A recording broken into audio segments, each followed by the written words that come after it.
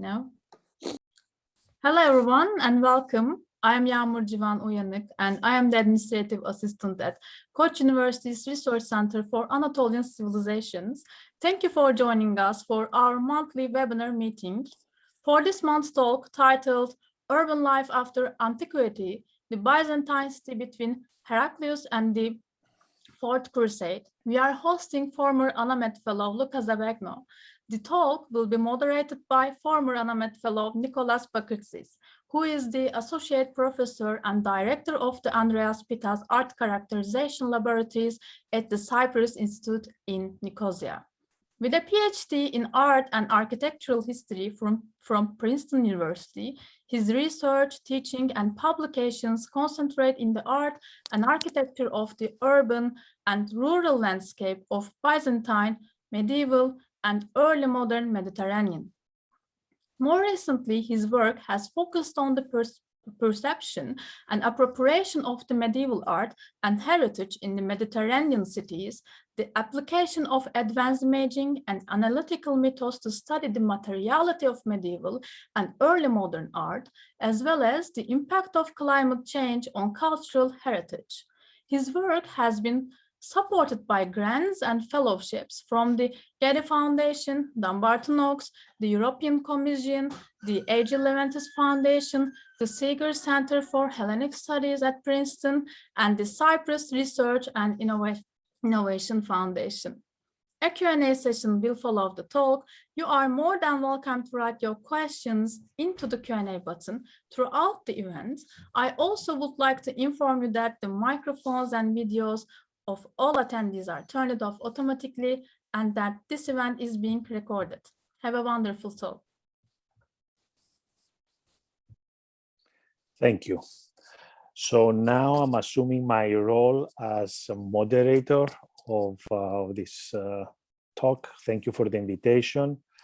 And it is a pleasure to act in this capacity. And what I will do first is introduce my dear friend and colleague, Professor Luca Zavagno. Luca studied at the University of Venice and received his PhD from the University of Birmingham in 2007. His dissertation focused on the society, economics, and politics of Byzantine cities in the early Middle Ages. He's currently Associate Professor of Byzantine Studies in the Department of History at Pilkin University, where he completed recently his third book entitled The Byzantine City from Heraclius to the Fourth Crusade, 610 to 1204, Urban Life After Antiquity, which is also the focus of today's event. At the same time, we've been working together in the edition of the Routledge Companion to the Byzantine City. His research and publications concentrate on the study of the early medieval and Byzantine Mediterranean, and of course of the Byzantine cities and urbanism. His two books, Cities in Transition, Urbanism in Byzantium between Late Antiquity and the Early Middle Ages in 2009, and Cyprus between Late Antiquity and the Early Middle Ages, and Ireland in Transition in 2017, reflect his interests and have also established Luca's rich, synthetic, and pragmatic scholarly perspective in the field.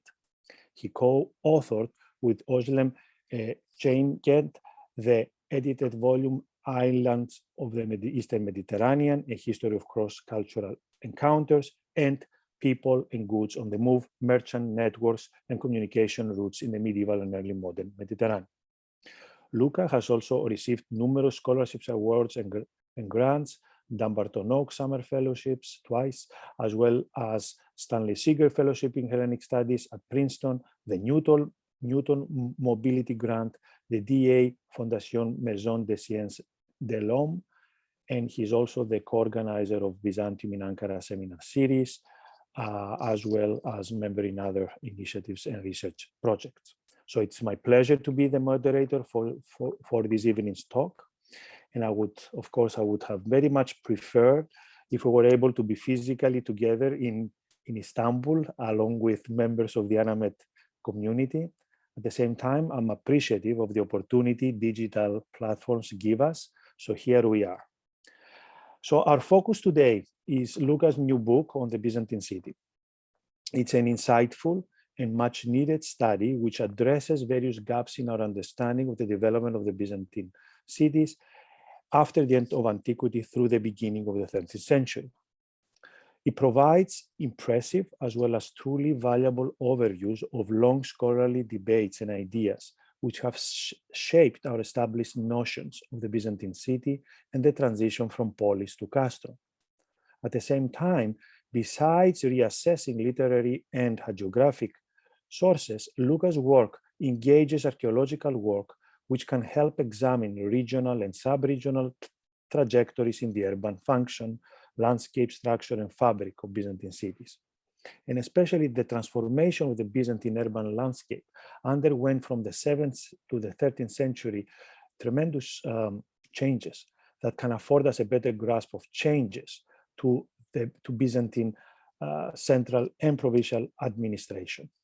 So I will not dwell too much on this because what we decided to do today with Luca is to offer him the opportunity to talk to us and present to us briefly for 10-15 minutes his work and in the particular book, and then continue with questions and a discussion. And I also know that all of you who are joining us today will be able to ask questions and contribute to this discussion. So Luca, thank you very much. And please share your screen, and we are all ears through this digital media. Thank you, Nikos. Thank you so much. I mean, it's for your way too kind introduction, I would rather say, because I mean, you have not only been a true friend, but also a constant source of intellectual debate and conversation when we were in Cyprus and later on in Rome. So, and I would like to thank also ANAMED myself, because it's a great opportunity. I've been a fellow there. As Yamur mentioned. And in this respect, I would like to thank Buket Çoşkuner and Yamur Zavagno for their kind help and support. So, without further ado, and as Nikos has already mentioned, the topic of the day is the book I recently published with Palgrave and Macmillan, entitled Byzantine City from Heraclius to the Fourth Crusade, which in truth is a return to the scene of the crime for me, because I've been working I've been dealt with issues of Byzantine urbanism, social fabric, and cityscape a very long time ago, 2009. But in a period which, focusing only on a period which has been described as the Dark Ages of Byzantium. The time span of the new book instead is broader, and it covers roughly the period which has traditionally been labeled by historiography as the Middle and Late Byzantine era. However, I also try to propose a diachronical perspective which encompasses the period which I'm showing you here through three covers of very important books from the making, the period which has been called the making of the Orthodox Byzantium up to the Fourth Crusade. And it's a period of time in which an empire, the Eastern Roman Empire, decided not to die, as John Holden has mentioned, but as it transitioned from the 11th to the early 13th century. In terms of urbanism, this is a period in which an empire which has been famously described as a mosaic of city and has been drawing on a dense constellation of urban center, changes character and its structure as he entered the Middle Ages. It is a period for which Byzantinists have often tried to look for a one-size-fits-all model sort of path, unique path of urbanism, which, as Nikos has mentioned before, could be summarized as a journey from polis to castrum and back again. In fact, I've been on the lookout for visible city and tried to move beyond what has been described recently as the literary and not shadows and imaginary cities as reflection of one capital, Constantinople. So in this light, one should consider that in a world where surfing the net is regarded as the essential and preliminary act to any research, and both Nikos and I are teaching to students, so we know this really well.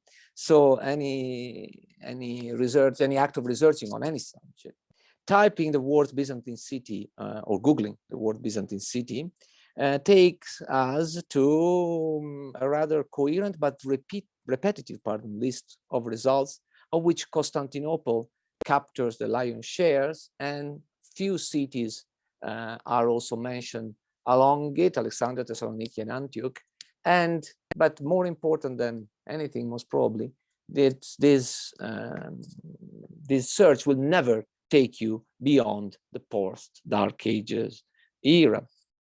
So one of the main ideas at the very basis of this book was indeed to look beyond the Queen of Cities, Constantinople, obviously, and propose a regional and sub-regional overview of the transformation of the imperial urban context across the 6 centuries, spanning from Heraclius to Alexius V, and analyze them in terms of changes to urban landscape, structure, and fabric in a comparative perspective. This by taking into consideration the peculiar geomorphological and topographical varieties of both the Byzantine hearthland, the Aegean, which is made of the Aegean and the Anatolian plateau, as well as the so-called coastal insular koine, on which I hope I'll return later on. I have indeed highlighted a functional variety of responses to the social, political, and economic changes at the Mediterranean scale, as they determine the creation of different and often coexisting models of urbanism.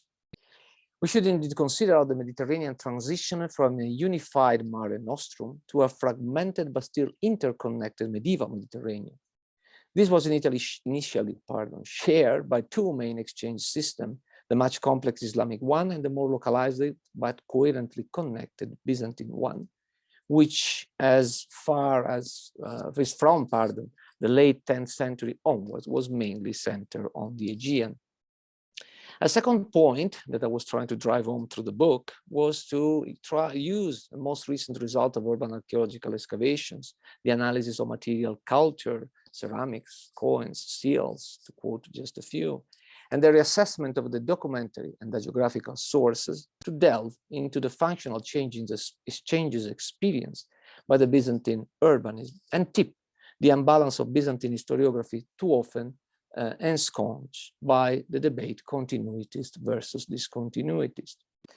Finally, and prompted by the last assertion, the third and final point took its cue from an attempt to paint a picture of the main historiographical trends, interpretative structures, and methodological questions concerning Byzantine urbanism, and identify some possible future lines of inquiry. I will briefly touch upon each one of the points that I put on the previous slide, as I hope to return to them in more details during the conversation with Nikos. So as far as the first point is concerned, a definition of the city as a multifunctional settlement must take into consideration the historical trajectories of the empire at large, as well as the changing pattern of investment, socio-cultural attitudes, political roles, and social relevance of urban-based elites.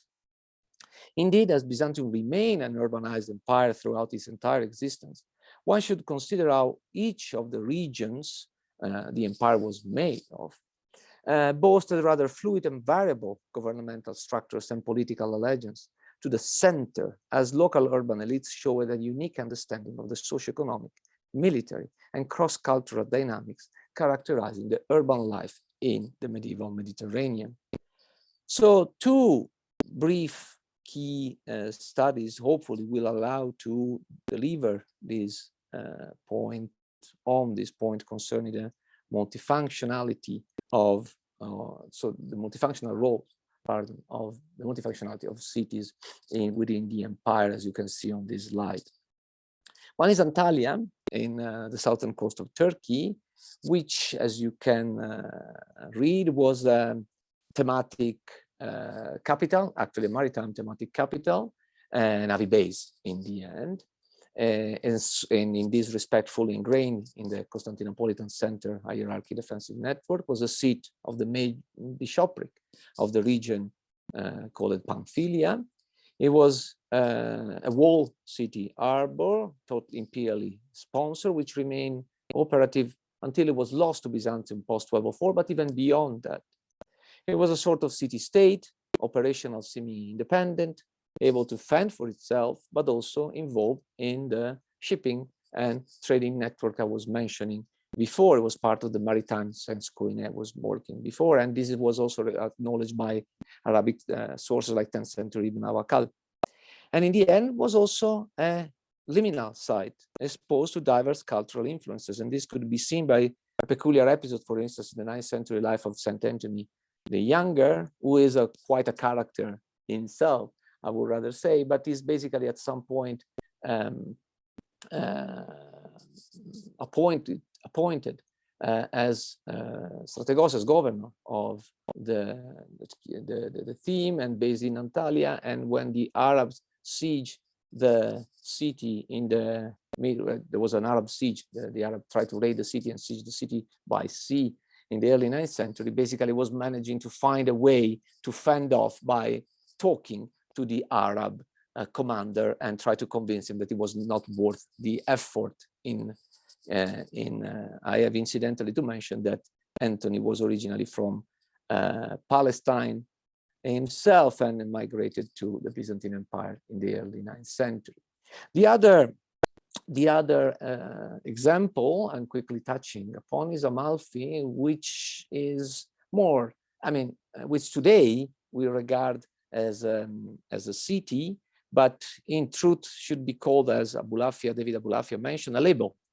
A label both for the people who met the Amalfitan around the Mediterranean, and you can read the quotation from the Great Sea, the book of David Abulafia, but also it's kind of brand. It's a little bit like today's, I don't know, Prada, Gucci, and so on and so forth, a brand for good merchant, and good and important mercantile activities. But it was also a typical, or rather say, or what you would call a typical settlement pattern, because it was a fragmented city, scattered across the Sorrentine Peninsula, jutting out of the Napolitan Gulf in southern Italy, and which included, as I wrote on the slide, different neighboring and functionally differentiated settlements, which Abulafia mentioned. And those settlements are sometimes very specialized and show peculiar military or religious or political and residential connotation, and the rulership of this community,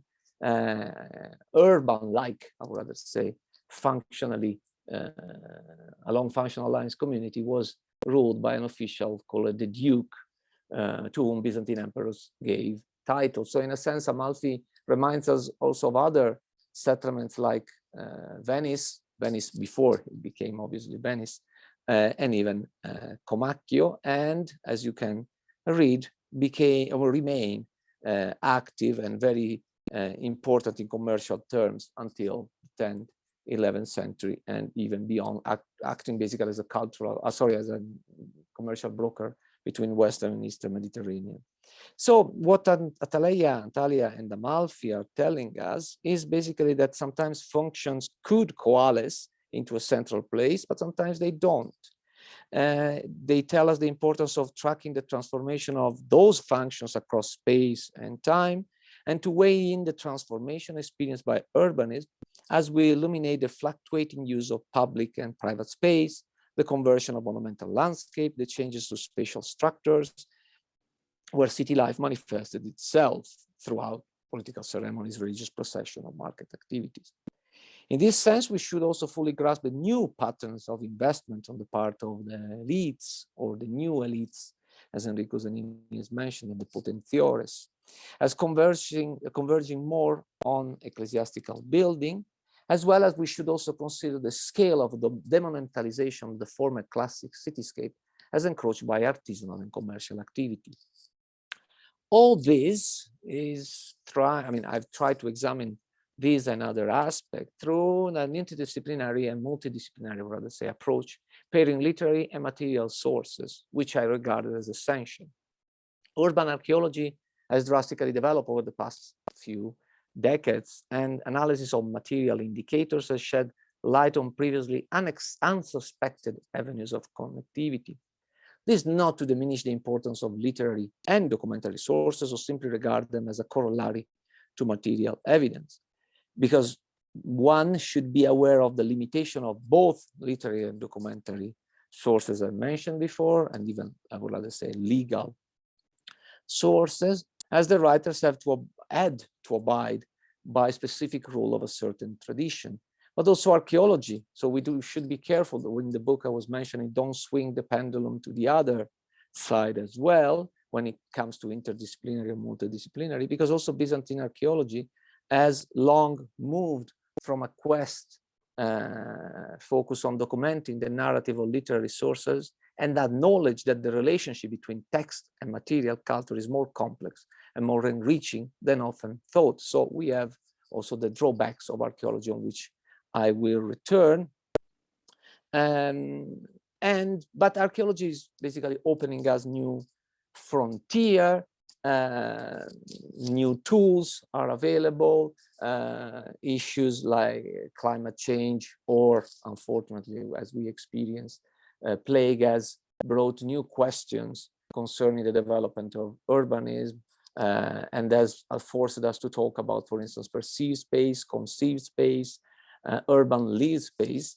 In this sense, I particularly like one aspect of this new frontier, which is the so-called archaeology of people, which focuses on infrastructure, on bread and water as the main indicators, in a sense, of the changing of urban life at the grassroots, in a sense, and allow us to see urban life from a different perspective.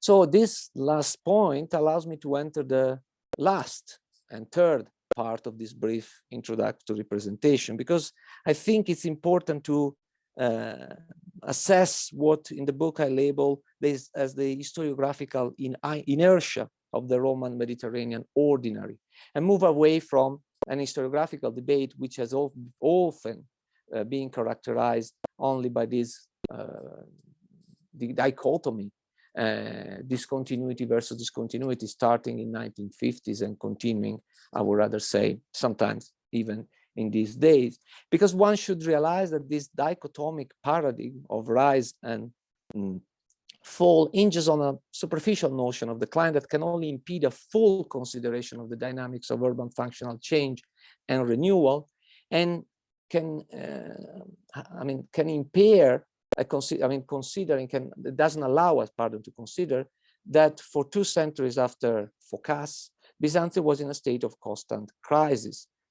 Actually, to stress too much this state of constant crisis. This is not to gloss over the struggle for survival which the Byzantine Empire faced, because natural catastrophe and warfare dominated a large part of the 7th to 9th century period, but rather to stress that chronological and geographical variation do not entail any generalization, because the whole state did not disintegrate overnight. And in tune with this regional and archaeological approach, here you can see some of the scholars who have been working on these. Apologies if I forgot a few of them, but I'm getting old and my memory fails me every now and then.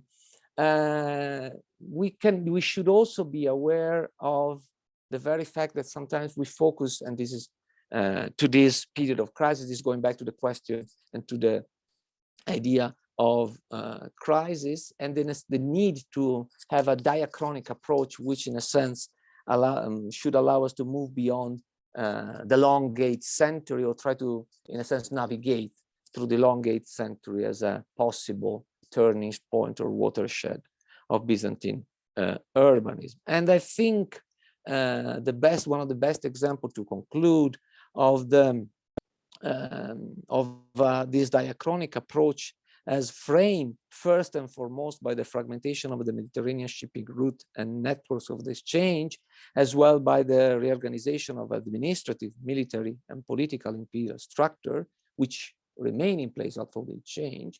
One of the best examples to do this is to have a look at Monemvasia, which represented a different idea and ideal city, which could pair with other examples, Enna in Sicily, Castro Paliro in Naxos, Oxa in Crete, and so on and so forth. As you can see, the main characteristic of the cities are there on the slide.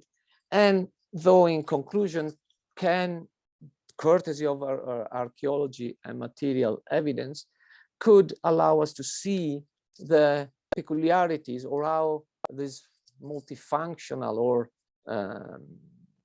let's say changes, transformation of the urbanism in Byzantium across along multifunctional lines had in a sense, or was intertwined with what was going on in the Mediterranean at large, and also allow us to see how sometimes even elites could act in a rather strange and non-orthodox way, as I wrote in the last point, with the archontes ruling Mona Invasia and nurturing a sort of different identity.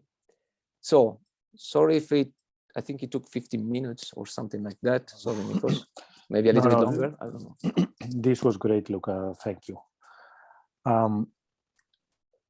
What I want to keep, and I think that what is really important and very interesting in what you're saying is, I think at least I am fully convinced that established notions and what you describe as our efforts maybe in the past for one size fits all and more of a monolithic understanding and view of the development of Byzantine cities is definitely something that we need, and we already have been moving away from it. This is, of course, due to, as you very well mentioned, due to the work of archaeologists who have truly enriched our understanding of developments in city contexts, in urban context, in settlements. And this is very important. I mean, I think we are at a very kind of crucial time where we are realizing that the realities on the ground are more nuanced and more detailed and more regional, localized. And of course, moving away, as you mentioned, and this is, I think, also a key contribution of your book and the perspective it offers, it's moving away from Constantinople and looking at these cities, regional models, regional systems, very, very, very important for us. But I want to start as a, true Byzantinist. Let's stay a little bit around Constantinople. I want to challenge you here and start with a question about, okay, moving away, but even still looking at Constantinople from a distance, we need to, and it is useful for us to really understand that view as we move away from it. So I want to ask your opinion in this world that you are describing, in this understanding of the multi-model realities of Byzantine cities. What about the capital, and what, in your opinion, is its place, role, and meaning in this new perspective? Yes, this is an excellent question, because I mean, it has been a deliberate effort on my part not to focus on Constantinople, partially because Constantinople has been the epicenter of a lot of scholarship from Gilbert Dagron, Cyril Mango, Sir Cyril Mango, Paul Magdaleno, Albert Berger, Schneider, I mean Bassett. Apologies if I miss some of them. And it has been described as a sort of most spectacular and actually even best recorded act of urban transformation. But curiously enough, and here I'm quoting, not a typical case of urban development, of urban transformation, of urban even evolution, if you want. So there is, in a sense, obviously a role of the polis, meaning the polis is central. Okay, it is there. It's always been there. I think one of the quotations I mentioned in the presentation is bringing this to our attention, and to a point is even, this is something that Sophia, my daughter, pointed out to me in apparently in this one of these new video games in Minecraft. which I'm sure is familiar to some of the audience. Well, anyway, there are two Byzantine cities. One is reconstructed in virtually. One is Constantinople, obviously, and the other one, curiously enough, is Mistra, who is basically molded around Constantinople. So there is this, and we can see the sheer weight of Constantinople. I describe it as in the book as a supernova, right? In a sense, dimming the light of the other stars, or those which basically managed to keep a urban life going for this throughout the 6th century era. There is this problem of having Constantinople always there as a model, also for the sources, for instance. One of the problems with the literary sources, I think Elena Saradi, among the others, have pointed this out, how much the sources are Constantinopolitan center. And I think it's true what also Nikos Tiviskis is mentioning, that you have Constantinople as that turned Byzantines into cities. That's what he said. So basically we are a bit too obsessed with Constantinople as a model, not because it was not. Obviously it was a model. I'm thinking, for instance, here of Amastris, which is a city on the northern coast of Paphlagonia, on the southern coast of the Black Sea, north for Turkey, from where I live. That, for instance, saw the building of a tripartite set of walls, which basically was imitating the tripartite walls of Constantinople. Or I could come up with another example, which is, for instance, in Gortyn in Crete.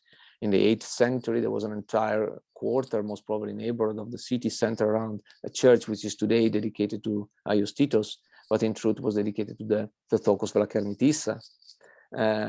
Constantinople is, for the contemporary as much as for the Byzantines today, a reference point. Another great example of urban topography molded by Constantinople is Syracuse, because Constans II was famously assassinated. He died because he was drawn in a bath of Daphne, which is obviously referring to the part of the imperial palace in Constantinople. And curiously enough, we have a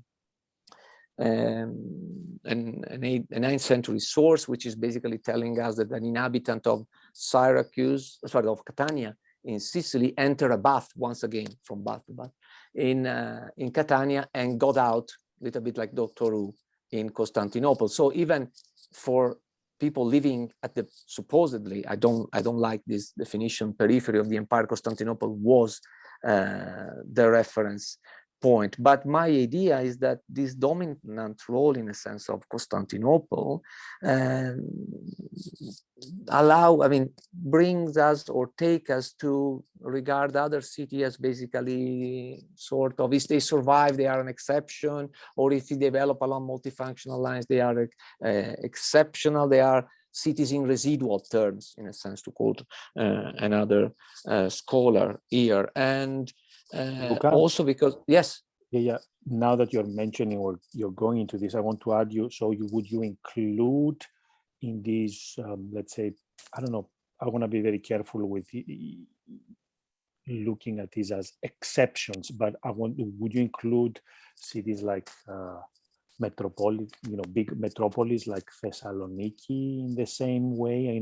Things, because it's always remarkable that the size of these cities didn't change, that they retain those late antique walls. And to me, as somebody who is coming from, looking at architecture and very much obsessed about the experience of space, that I've always found it remarkable that there are those examples of these cities that kept their size, that their special dimension and their special reality between urban and rural remained the same, contrary to other examples where we have, and all of us have been really, I'm sure that when we teach or we discuss these cities during the period that you are addressing, it's very easy for us and for our audiences or our students to understand the transition and the changes of cities taking place in the way that they shrink in size, move in size, abandonment, these issues that you are kind of revisiting. But again, what about Constantinople and Thessaloniki? Are they exceptions, or are they just different? Again, when we look at them at the regional, local level, then we get more nuanced understanding of what happened there. Quickly, starting from Constantinople and this dimming light, and in archaeological terms, and then to get to Thessaloniki, which I would like to pair, ideally at least, well, not even ideally, with Nicaea, because there are two regional centers, very important, extremely important. It is, on the one hand, for instance, it's peculiar that a volume on archaeology of Anatolia deliberately and rightly, in my opinion, so by Philip Nivoner, did not include, in a sense, Constantinople in the archaeology of Anatolia. And the same when it comes, in a sense, to Thessaloniki, we should try to consider it less, or to interpret its transformation, development, and so on and so forth, less with Constantinople in mind and more with the peculiarity that Thessaloniki had. Both Nicaea and Thessaloniki, in this sense, one is Anatolia, the other one in the Balkans, had this huge, for instance, massive late antique wall that they preserved, right? And this has basically has been characterized as the ontological characterization of the city, and has been always in one way or another referred to Constantinople. But if you, I believe that those, and you have been working on walls, so you know the fortifications better than me, and we are going to hopefully to talk about their once again their overlapping layers, layers of meaning, so on and so forth.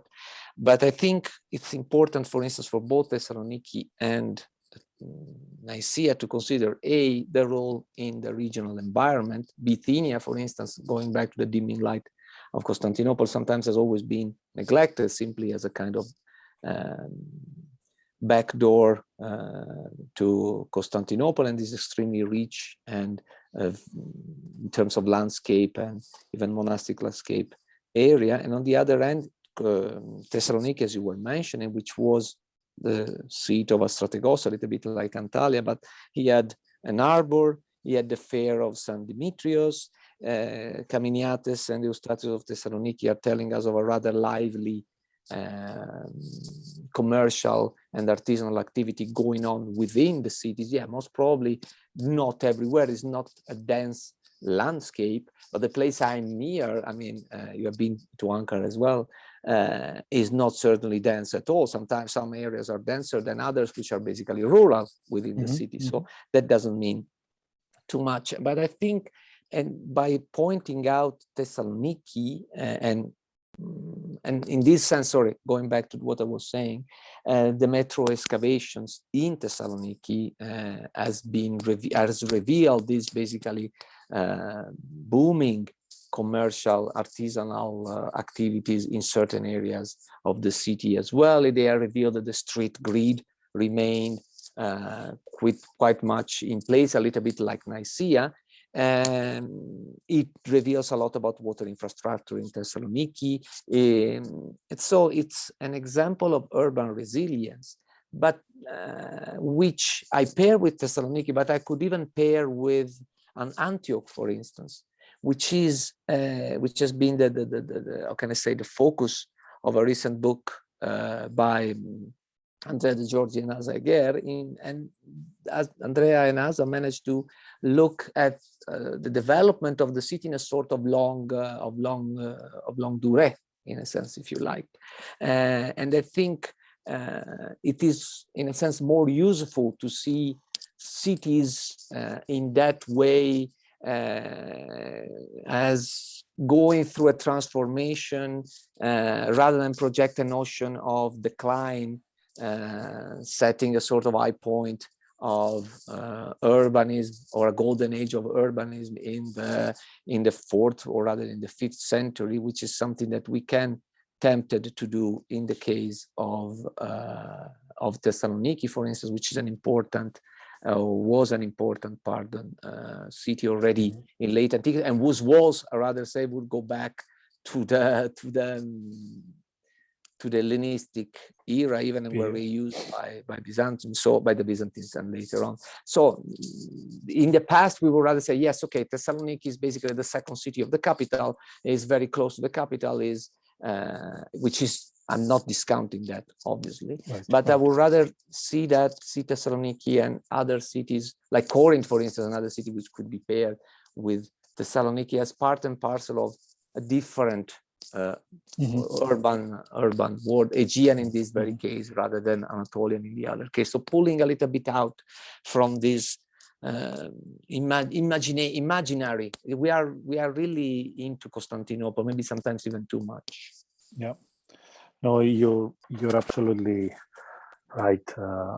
Personally, I'm convinced, and I'm truly excited that we are currently in this, I've told you this repeatedly, in this time now, we are growing in interest and in work, informed again by archaeology, interdisciplinary work on these periods of transitions and transformations. I think we now are lucky, we have a lot of new tools to our disposal. So we are able to tackle these questions and shed light. And I'm really happy that you're so interested in engaging this material. You follow up on recent archaeological work, and you manage to critically and synthetically engage and integrate this in your work. And this book is a very valuable work and effort in this respect.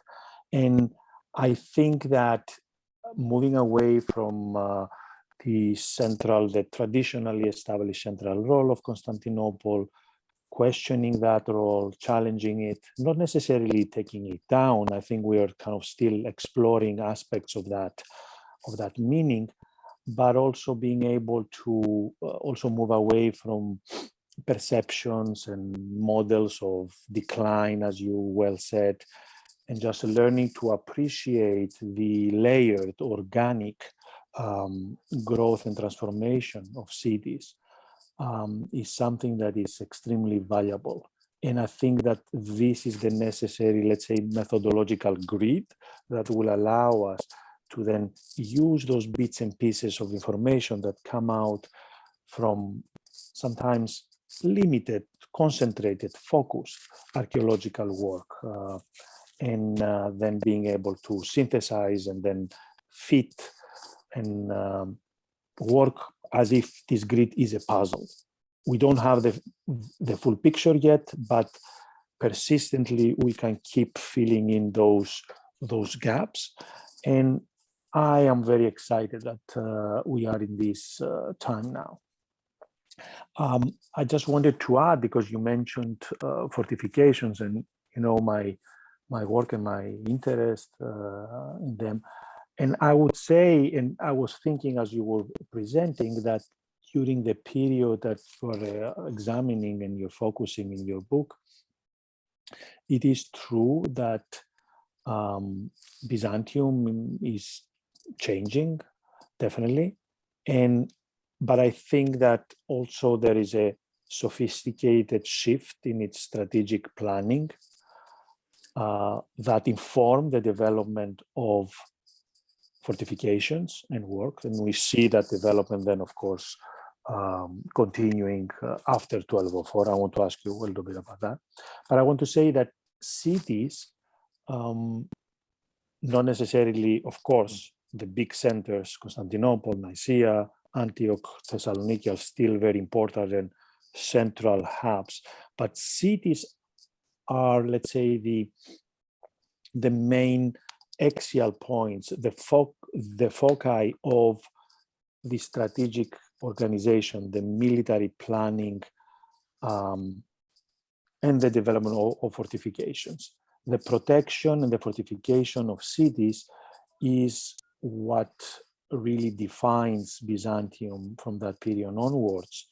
It's a very sophisticated approach. It's not just military architecture, as you know. It plays into many different directions.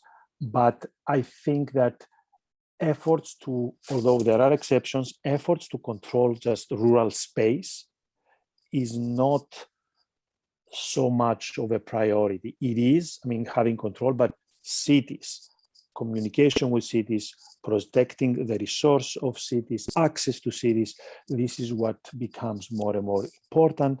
It's a period that has a lot of volatility, and we see that in the study of military architecture as well. So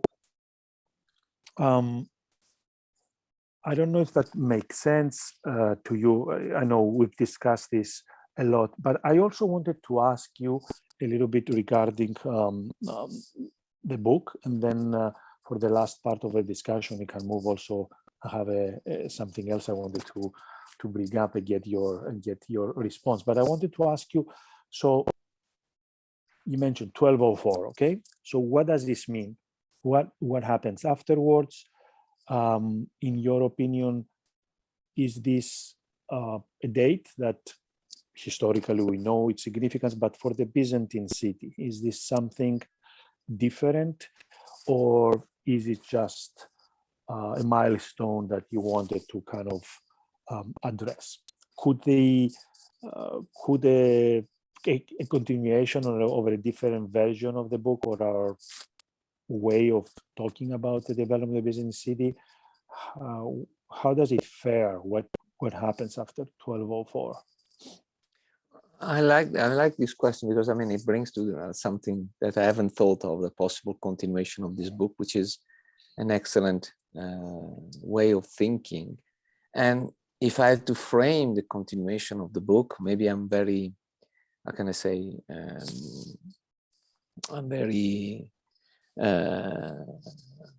direct in this sense and challenging, but it would be a counterfact. I mean, this time would have been a counterfactual title, what if, in a sense, because I think the post 1204 city, so I would rather say even post 1261 if you want,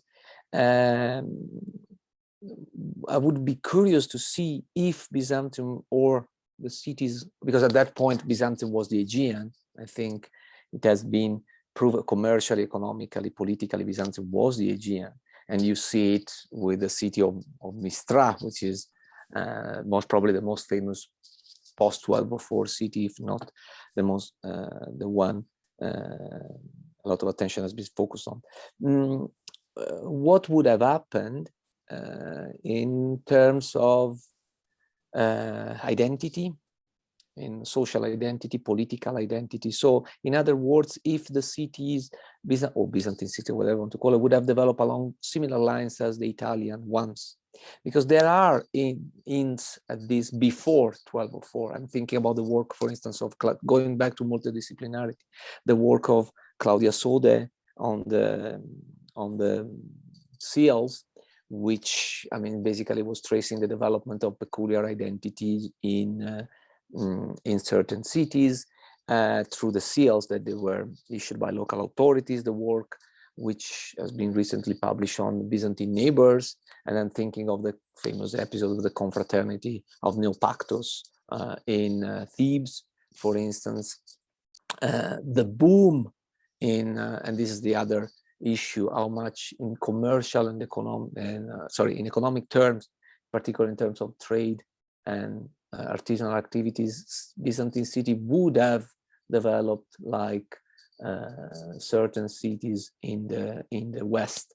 I think once again here is Constantinople, and here I'm very provocative if you want.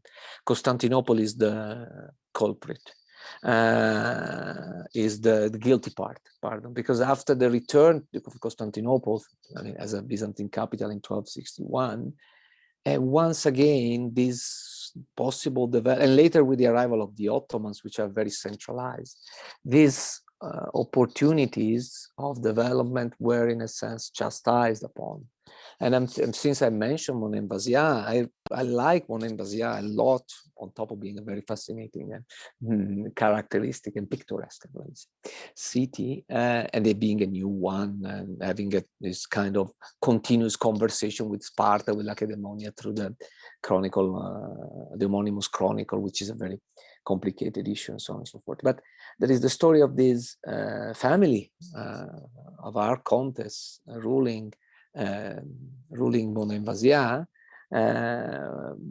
who basically managed to find their way to the Seljuk court in the 13th century, and basically this Monemvasiotti dynasty intermarried with the Seljuk Sultanate for a while, and Nicaea was given to them by the Seljuk Sultan at some point as a governor. So you see this kind of abilities of certain cities, in particular, obviously Monemvasia is peculiar, is on the sea, and this kind of entrepreneurship, I would rather say, abilities, independent. But Antalya was a little bit like that, even if Antalya shouldn't be like that, because it was the seat of the Strategos. Monemvasia has never been a thematic capital, obviously. So I would love to see what if Byzantium haven't returned, Constantinople haven't returned as the capital, and what would have happened if the Byzantine cities, or let's say Byzantine Commonwealth, or whatever, Nicaea at that point, possibly, who knows, would have developed, and if they would have really turned into small entrepot, like cities, like obviously Venice is too much, very big, Genoa as well, but I mean, having this kind of peculiar trajectory in terms of self-identity, in terms of political structures, in terms of administrative structures, in terms of even material culture, obviously. So that would be a what if, a continuation of the book, if it makes sense. Right. No. Thank you, Luca. No, look, it's because it calls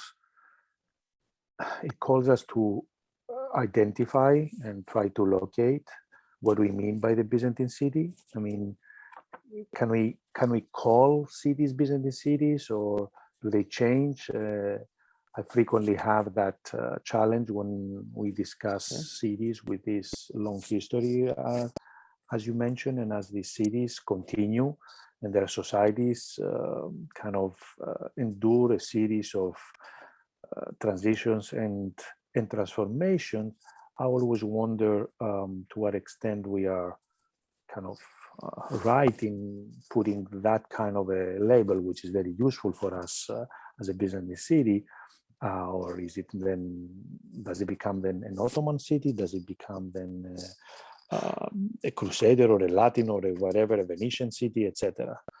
But I want to come back to this, but I want to just say and address the audience that as we are kind of coming to, let's say,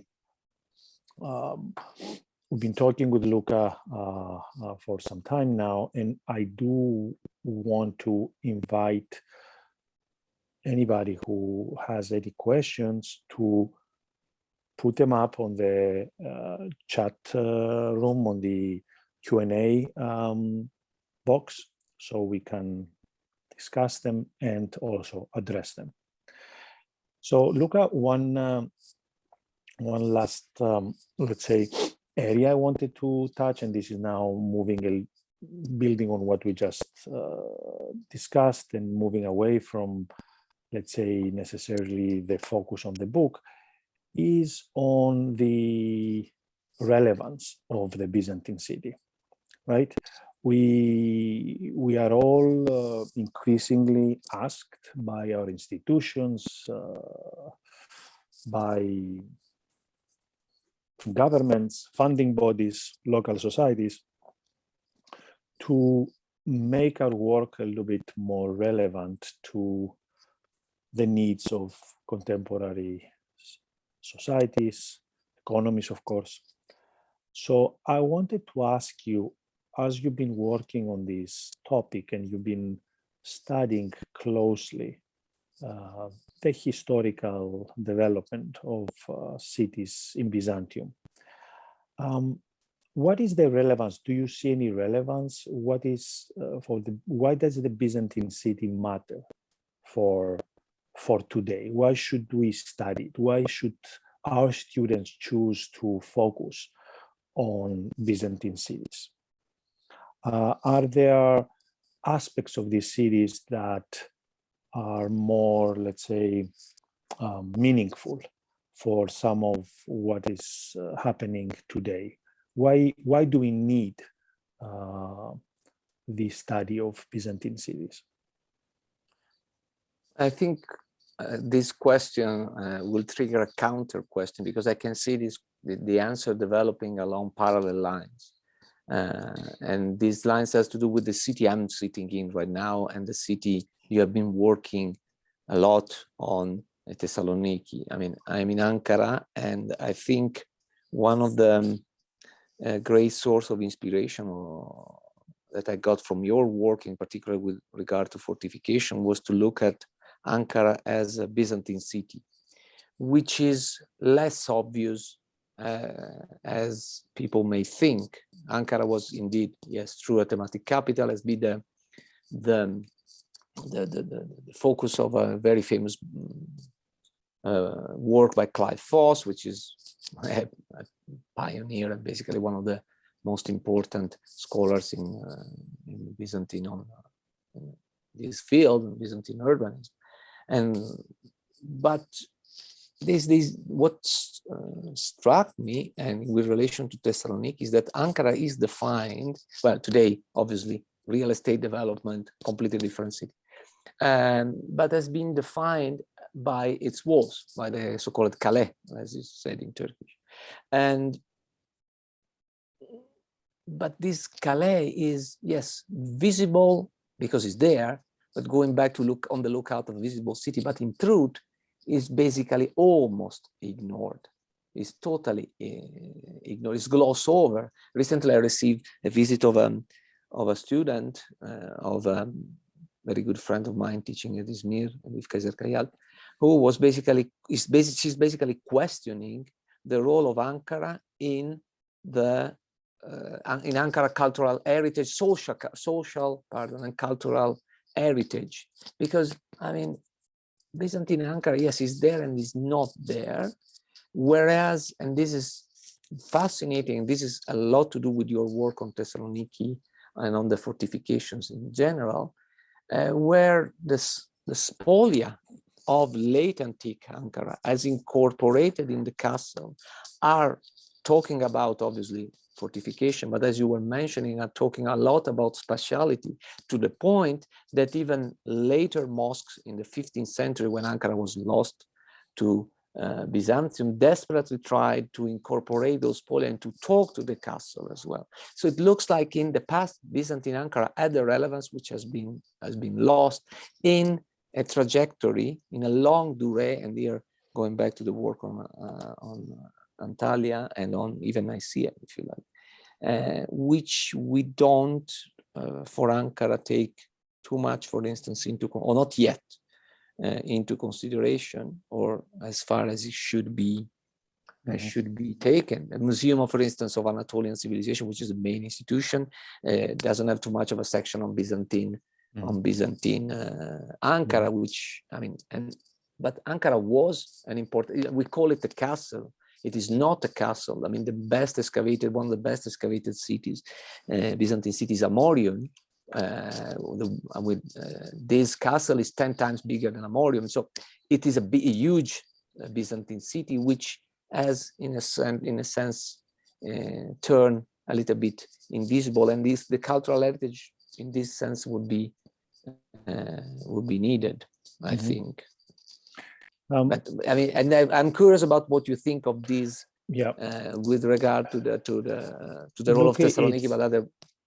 It's an important aspect, because even as we've been collecting, material and looking into the essays of colleagues for the book we are co-editing, but also in the context of the Getty Connecting Our Histories project I've been directing with Didi Ruggles on Mediterranean cities.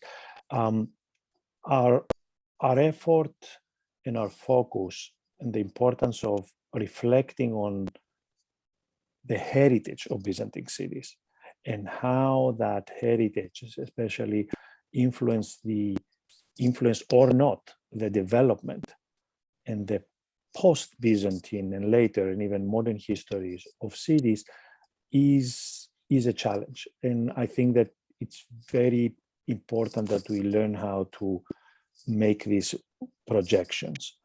Of course, you mentioned, the city that I'm more familiar in is Thessaloniki.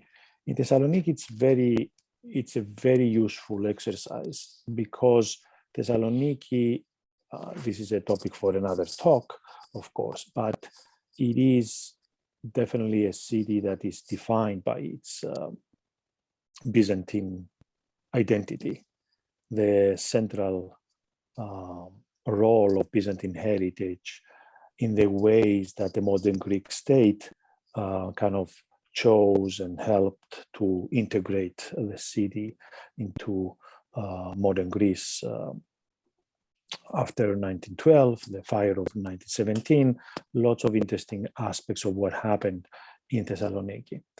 So understanding the city and its institutions and the resilience that you mentioned through the resilience of its institutions, for example, economic institutions, but also religious institutions. My interest in monasteries, the long continuity of certain monasteries, and their transition through time. These are very important aspects of that Byzantine city. They are integral parts of what we could experience and we could understand as the heritage of the Byzantine city, and therefore use those as tools, as let's say, points of reference that can help us move through time and understand the relevance of the Byzantine city. So Thessaloniki, it's easy. It has a different set of questions and challenges. You mentioned what are the challenges in Ankara. So my answer would be that Byzantine cities matter because a lot of their institutions, several of them, I would say cultural institutions, stubbornly have persisted through time, and therefore that heritage has managed to remain relevant. Not in every case, but I would say that especially in cities like Ankara, I really like the fact that there is a renewed interest in how to integrate and use that heritage in the way that the modern contemporary cities develop, reflect on their history, try to valorize their heritage and use it. This is increasingly a need of central importance. And those cities that will fail in that challenge, they will not look into that past in an effective way. I think they have a lot to lose, which is very important also for their social fabric, for the new generations. I think it's important. And this is where I think that we can contribute. Yeah, and there is sorry, go ahead. No. It's just that we have a question, so respond, and then I will read the question.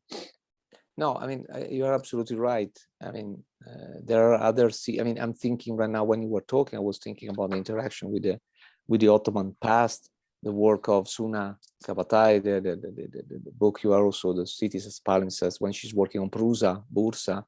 It's very fascinating to see the interaction between the Ottoman era and the late Byzantine era. The same could be said for Nicaea, and it is indeed extreme. I mean, and even beyond. I mean, before the Ottomans, I think even Trabzon with Koray Durak.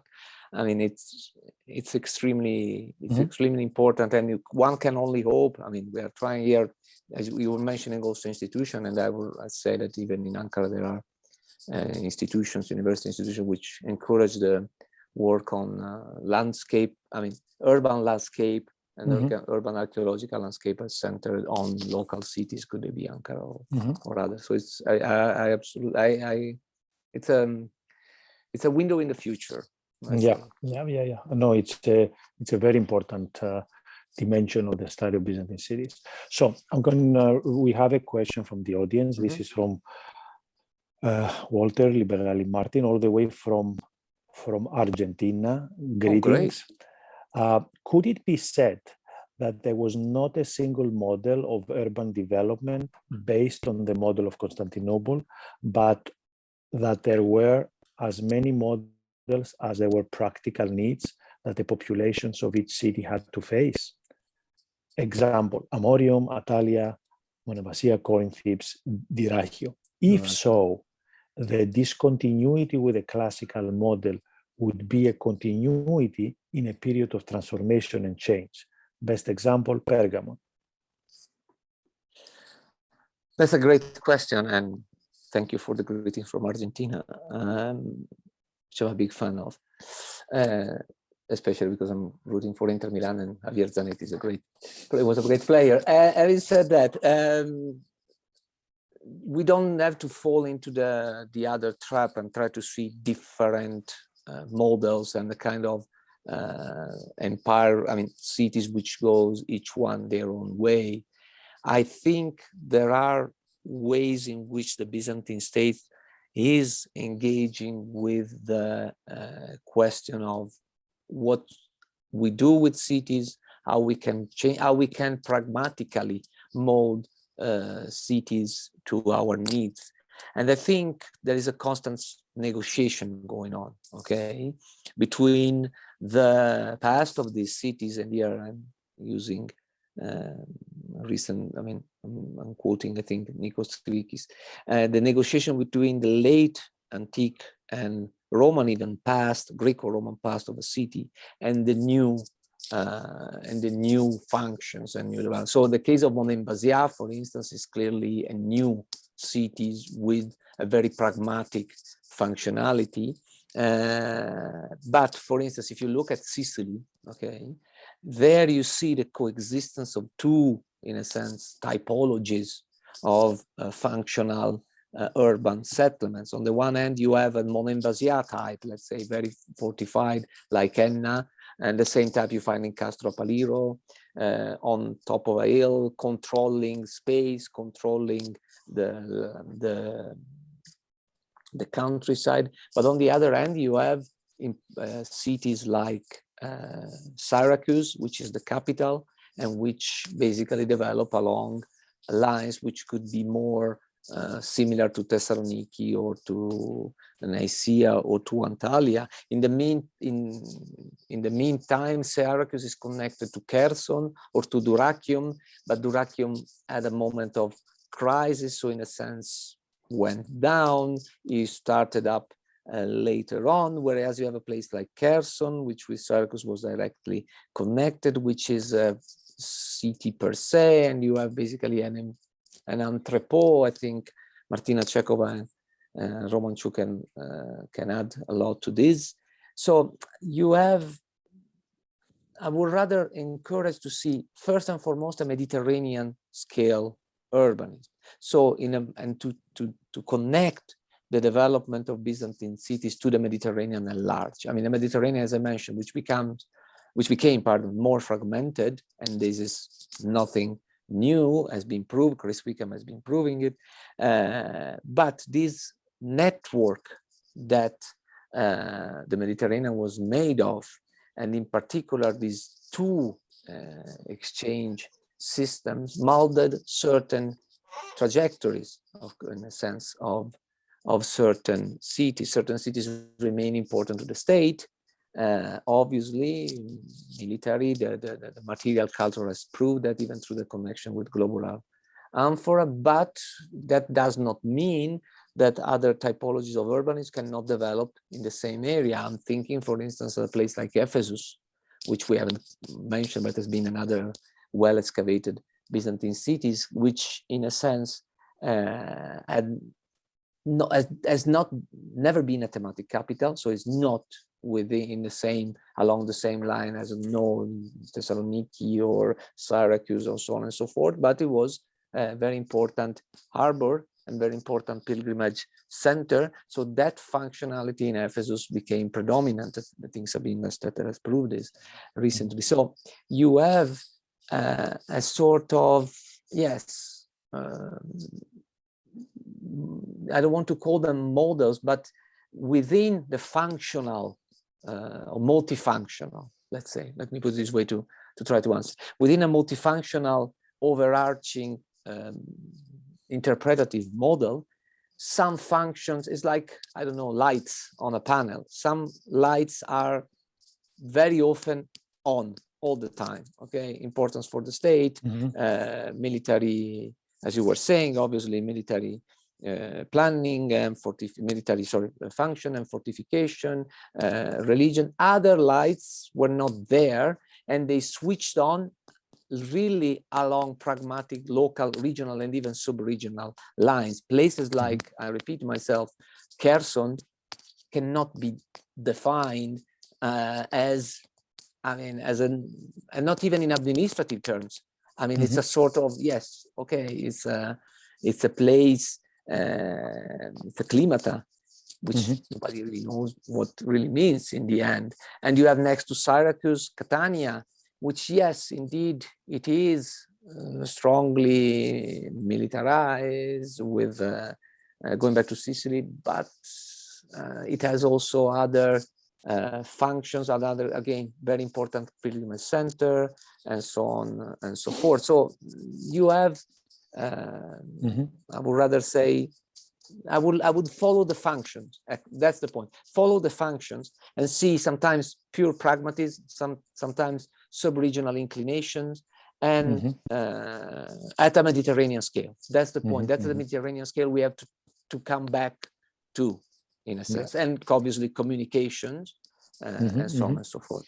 Luca, I have a question that came to my phone, actually, which is interesting. It's one from one of our students back in Cyprus, and I think at some point you can guess who it is. But I wanted to ask about how, and the question has to do, what about the material or the cities that fall under Arab control?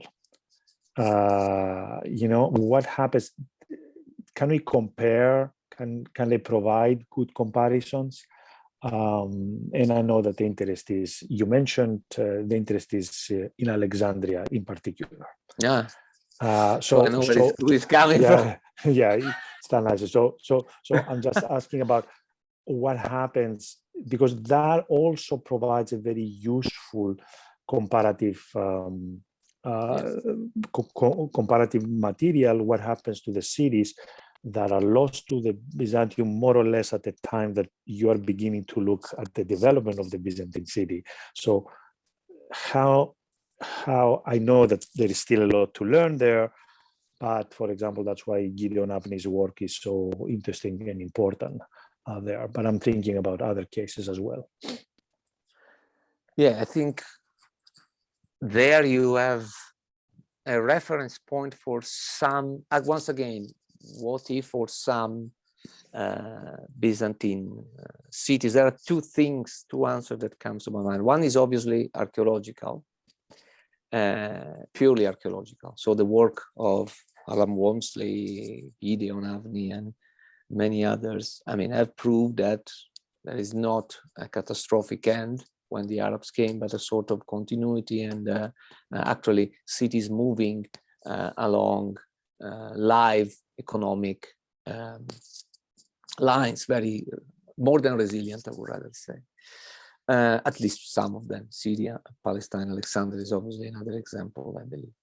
But another thing that, in my opinion, this region, the region which was lost, the regions which were lost to the empire are teaching us, and I'm referring to a recent article, recent chapter on the part of Gideon Avdi on Jerusalem, is that how much political events do not matter.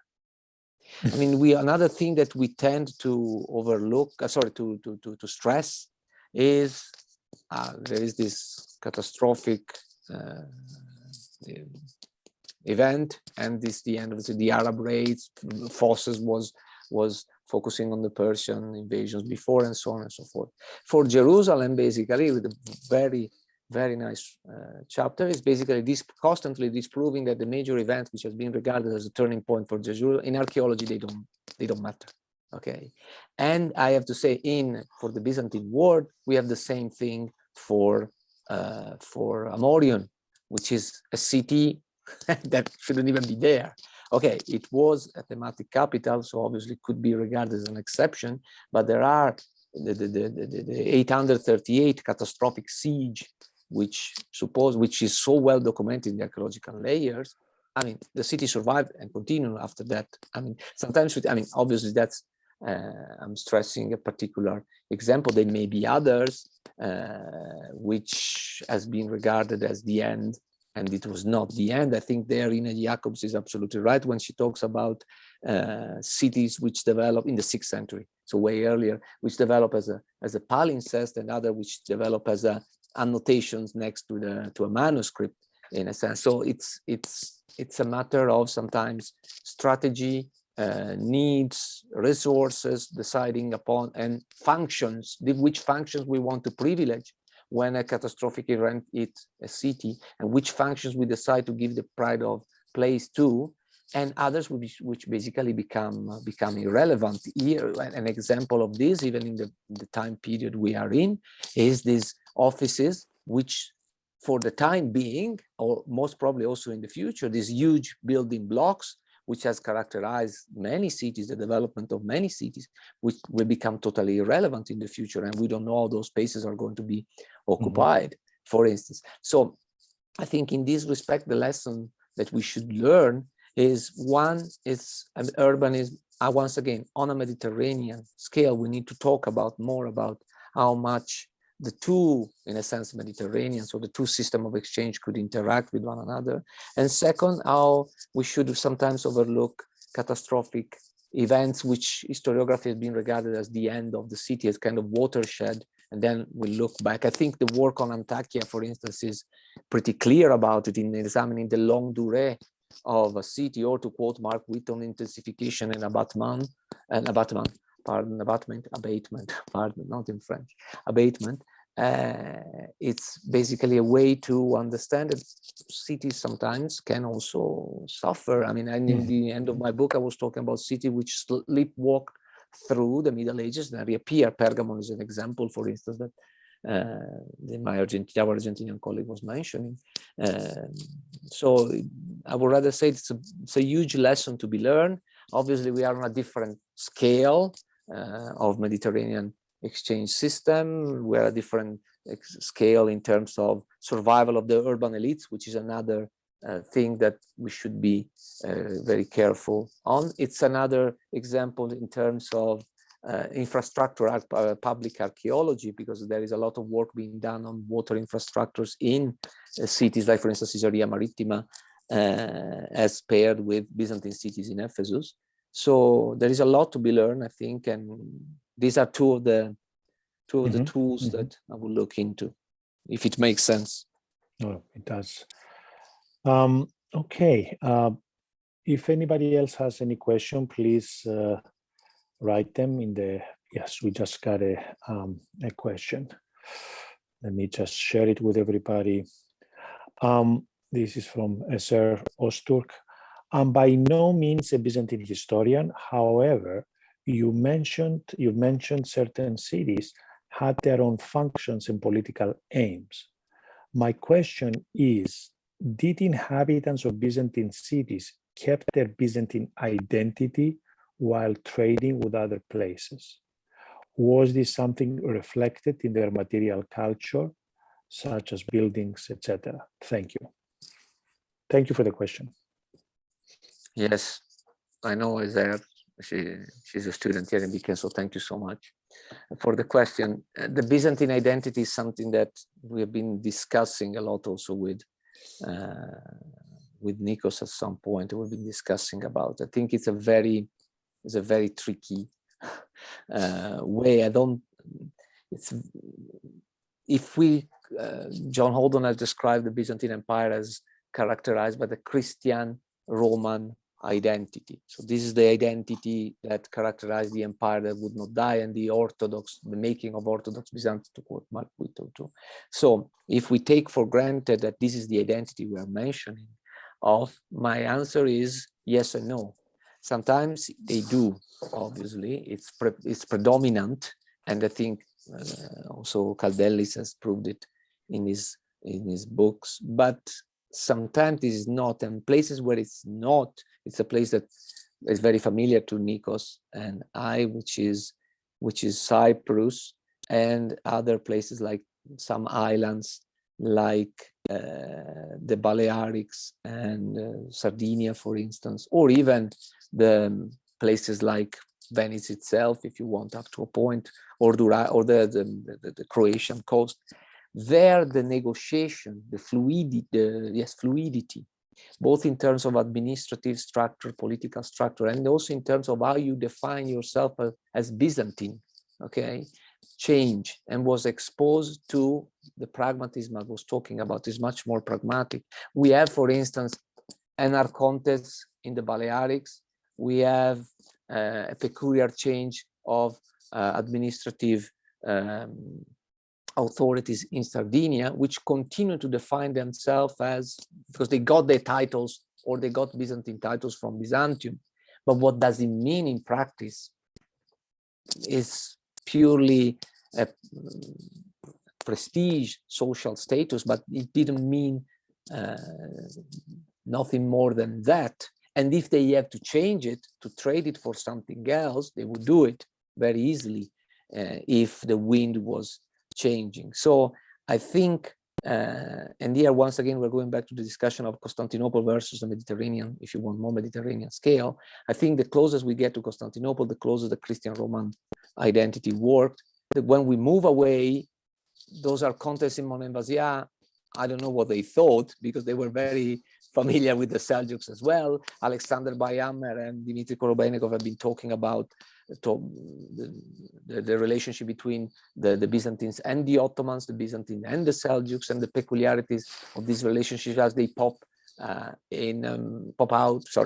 out when we deal, for instance, with these peculiar seals, which we found in the Dumbarton Oaks, and only Dmitry Korobenikov could describe it. In the end, describe this kind of intense interaction between the Seljuk authorities and the Byzantine authorities and the local aristocrats crossing across the frontier, going along the frontier. So that's, in a nutshell, my question. Yes, if you regard the Christian Roman identity as predominant, and with all the Christian Roman imperial part identity, if you move away with the Byzantine, the so-called insular coastal Koine, I have doubts that this is going to be the case. I mean, generally speaking. Thank you, Luca. Thank you for the question, Azar. Okay.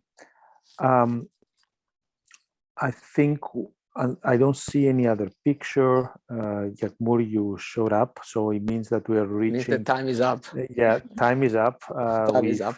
We did our job. We filled the time slot very exactly. Well. So I will kind of conclude from my side by thanking Luca and thanking everybody at ANAMED for the invitation to be the moderator. It's been truly a pleasure. And I think that our audience learned a lot, but also I'm sure it's everybody's leaving with a lot of open questions.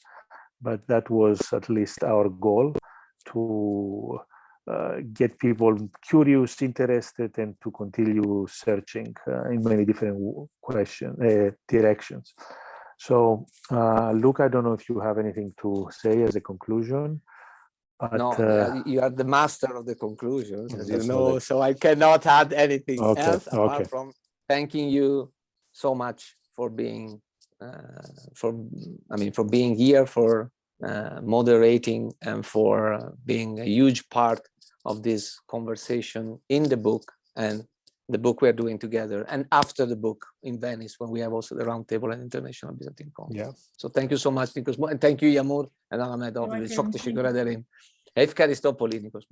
Ευχαριστούμε. Thank you so much for everything. And also, please do not forget to follow us through our social media accounts and also ANAMED official website for our upcoming talks. And see you soon. Kendinize iyi bakın. Thank you. Thank you. Bye-bye. Bye-bye.